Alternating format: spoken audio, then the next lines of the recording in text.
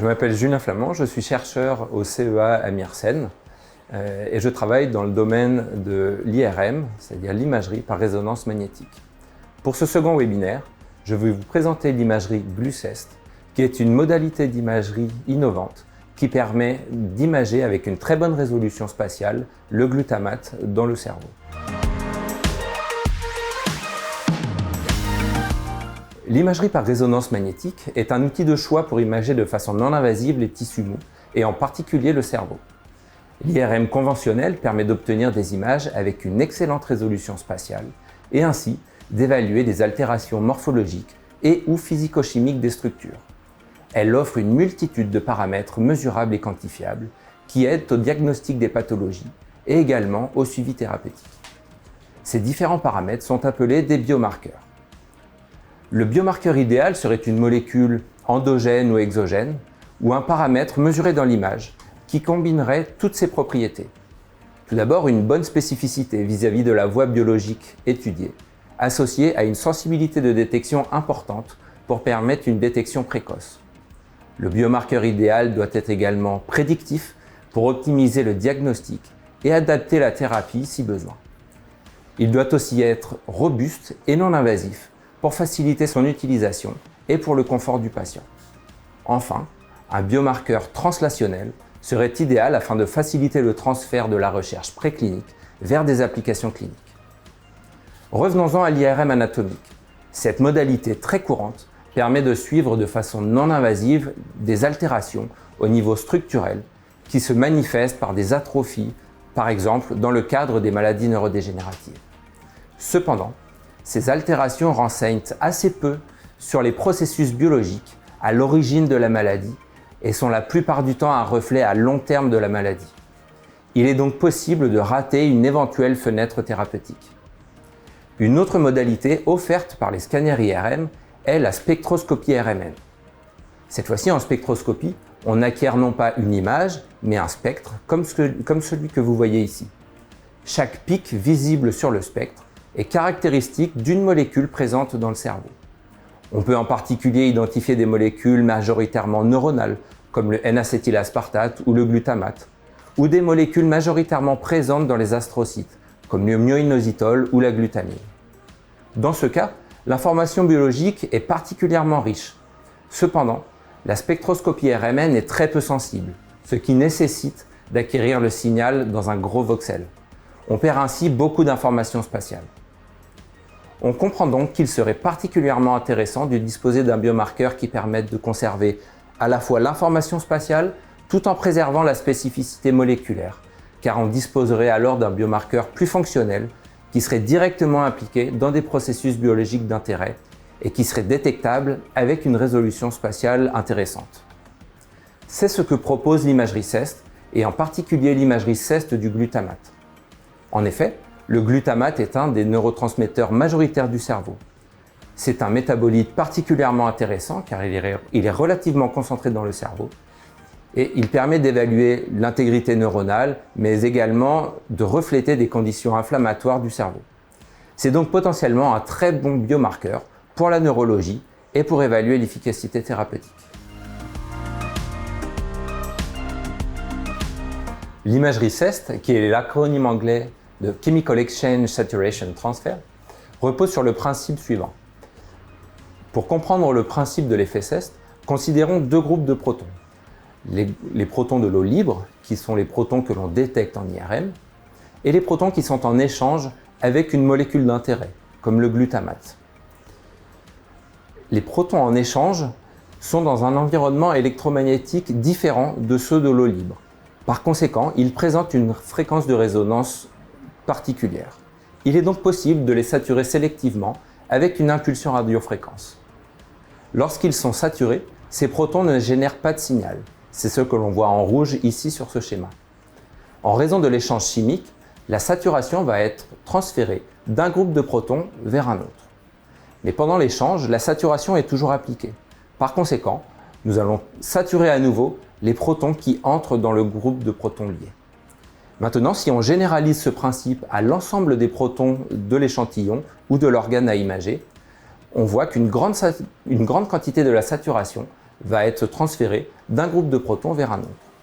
Au final, après la saturation, on constate que le signal de l'eau libre va être très nettement diminué, et c'est cette diminution qui est caractéristique de l'effet CEST. L'imagerie CEST permet ainsi de détecter des molécules très diluées grâce à l'amplification due à l'échange rapide entre les différents groupes de protons. Cela permet donc d'imager des molécules d'intérêt avec une très bonne sensibilité, et on peut ainsi atteindre des résolutions extrêmement intéressantes, de l'ordre de la centaine de micromètres par exemple dans les cas les plus favorables.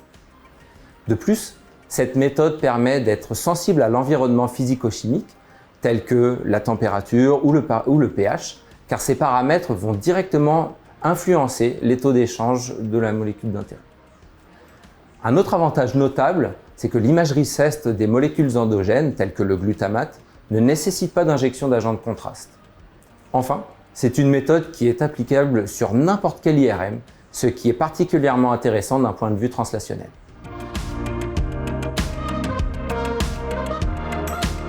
Pour tous les protocoles d'imagerie, les animaux doivent être anesthésiés pour éviter tout mouvement lors de l'acquisition.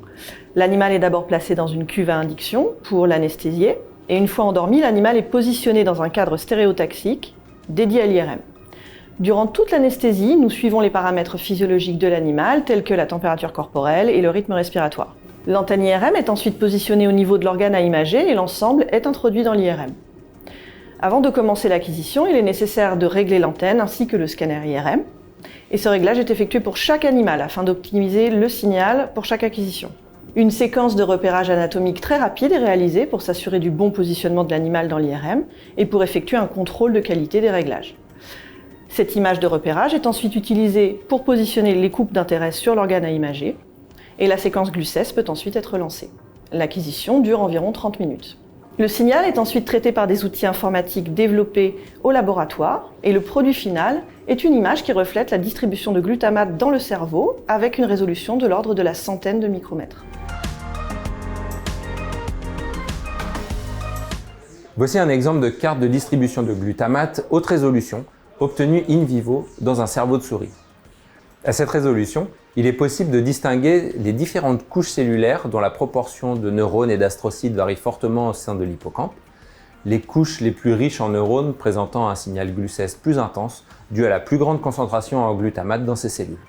Une autre application majeure de l'imagerie GLUCES est l'utilisation du glutamate comme biomarqueur pour suivre les altérations des cellules cérébrales. Dans cet exemple, la distribution de glutamate a été mesurée dans un groupe de souris modèle de la maladie de Huntington. Et cette distribution a été comparée à celle mesurée dans un groupe de souris contrôle. On voit ici sur cette carte les variations relatives de glutamate pour chacune des structures cérébrales.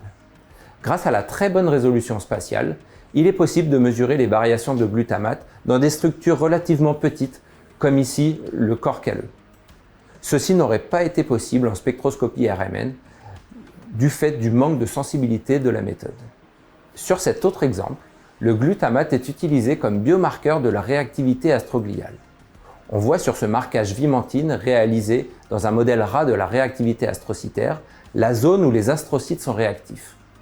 Si on compare la carte GLUCES acquise in vivo chez ce même animal, on voit que la zone présentant une baisse du contraste GLUCES colocalise très bien avec la zone où les astrocytes sont réactifs.